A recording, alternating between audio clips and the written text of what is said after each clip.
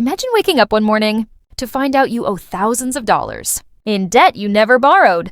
That is what happened to me. I thought my own brother would always protect me, but instead he stole my identity, took out loans in my name, and nearly destroyed my life. What he did not expect, though, was that the debt collectors and the law would eventually turn on him. Let me tell you exactly how it happened. Before I begin, let me know in the comments. Has anyone in your family ever betrayed your trust in money matters? And do not forget, like this video, if you think family should never cross that line, subscribe to Mortal Revenge for more shocking stories of betrayal and payback. Share your thoughts below. I read every single one. Now let me take you back to the beginning. I still remember the morning. It all began, I was sitting at the small dining table in my apartment, sipping lukewarm coffee and scrolling through emails before heading to work. My landlord had slipped the usual water bill under my door, but in the stack of mail was something else, a thick white envelope with bold red lettering saying, "Past due notice." I frowned. I never missed payments. My bills were automated. My credit cards were carefully managed. My heart sank as I tore it open. Inside was a notice from a loan company I had never even heard of, stating I owed $1,476 as an overdue payment for a personal loan. Worse, it said the total loan balance was $48,000. I whispered aloud. My chest tightened. I had never applied for such a loan. I called the company, immediately voice trembling, as I asked them to verify the account. But after rattling off my social security number and personal details, the representative coldly confirmed, "Yes, Mom, this loan is under your name. You signed electronically 3 months ago." Signed? I never signed anything. I spent the entire day frantically making calls. Credit card companies, my bank, even my HR department to check if someone had been using my identity. The same response repeated itself. "Yes, there are new accounts under your name. Yes, large balances have been charged. Yes, the loan is valid in our system." By evening, my head was pounding.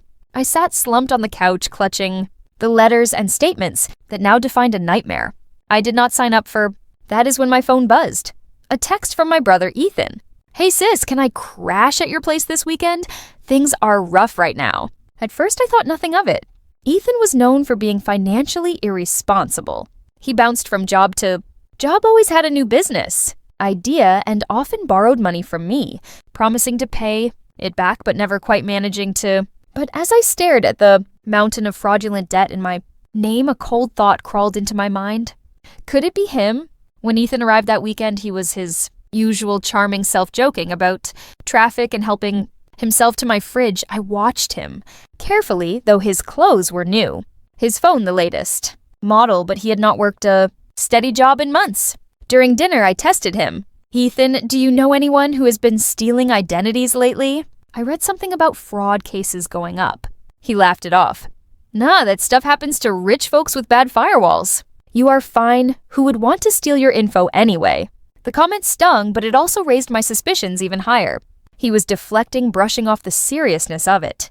Later that night, as he snored on my couch, I opened his backpack looking for proof inside. I found crumpled receipts, electronics, clothes, even a down payment on a used car, all dated within the last 3 months, exactly when the fraudulent accounts had been opened. My hands shook as I pieced it together. My own brother had stolen my identity. The next morning, I could not hold it in. "Ethan," I said sharply as he rubbed his eyes awake, "I need you to be honest with me. Did you use my name to open loans or credit cards?" He froze for a second too long. Then he scoffed. "What? That is insane. Why would I do that?" "Because these debts do not add up." I shot back, holding the receipts. "New electronics car payments all while you have been unemployed. And do not tell me it is coincidence that I suddenly owe $48,000 in loans." His face hardened. "Look, I might have borrowed some details, but relax, it is just temporary. Once my business takes off, I will pay everything back." I could not believe what I was hearing. He admitted it like it was no big deal. "Ethan, you have ruined my credit. Debt collectors are calling me threatening lawsuits. Do you realize what you have done?" He shrugged. "You are better with money than me. You will figure it out. I just needed a head start." I felt tears sting my eyes. This was not just betrayal. This was a crime. Within weeks, the phone calls started. At first polite, then aggressive. Debt collectors demanded payment, sometimes calling 5 times a day. They even threatened to garnish my wages. One morning, one of them showed up at my workplace. In front of patients, in front of coworkers. "Ms. Thompson, you need to address your outstanding loan immediately." The humiliation burned. I spent that evening at my kitchen table surrounded by letters, bills, and statements, my hands trembling as I realized my life on paper was being destroyed. I knew I could not let this continue. I started collecting everything. Loan documents, letters, call logs even. Visiting the bank to request security footage from when the loan was signed. It took weeks, but finally I got the file. There he was, Ethan, sitting in the bank signing papers with my name using my ID. My hands shook as I watched. There was no denying it. Now I had the proof I needed. I could have gone straight to the police. I could have pressed charges. But I knew Ethan, he would spin it, cry to our parents, play the victim. So I decided to be patient, to let him dig his own grave. I quietly reported the fraud, froze my credit. Started the long, painful process of clearing my name. And while I did, I let Ethan believe he had gotten away with it. Because I knew karma was coming. And I was going to make sure it hit hard. Weeks later, the first cracks began to show. Collectors who had once hounded me were now calling Ethan directly. Because when I filed the fraud reports with the bank, I also submitted the video evidence. The bank's investigators traced the loan directly to him. Suddenly, his phone was blowing up with demands for repayment.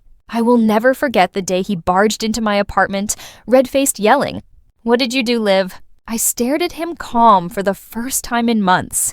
"I did not do anything, Ethan, you did. And now the bank knows." The look on his face, pure panic. After I filed the fraud reports and submitted all my evidence, the situation began to shift. Collectors who had once harassed me daily were now reaching out to Ethan directly. He had no idea how the investigation worked. The banks traced every loan, every transaction, every payment directly back to him. Suddenly, his phone was blowing up with calls and letters demanding repayment. One afternoon, he stormed into my apartment, furious, red-faced, yelling, "What did you do, Liv?" I stayed calm and looked him straight in the eyes. "I did not do anything, Ethan, you did. And now the bank knows." He froze like a deer in headlights. Realization finally hitting him. He had thought I was powerless, but now everything he had done was being used against him. Of course, Ethan ran to our parents, claiming I had set him up.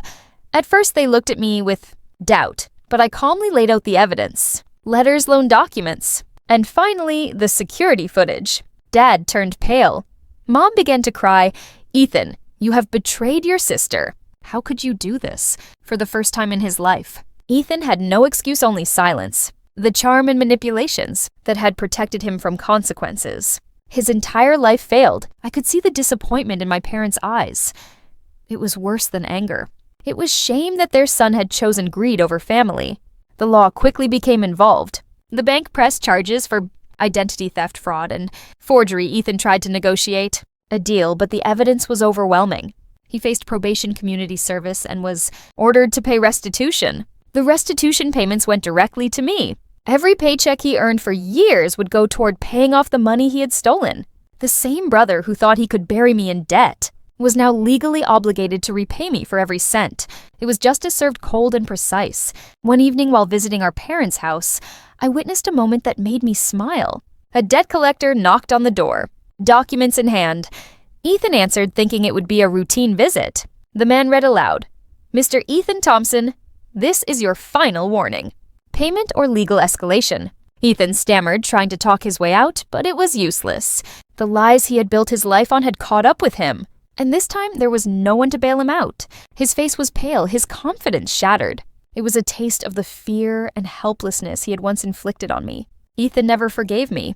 He still claims I ruined his life. But the truth is he ruined his own.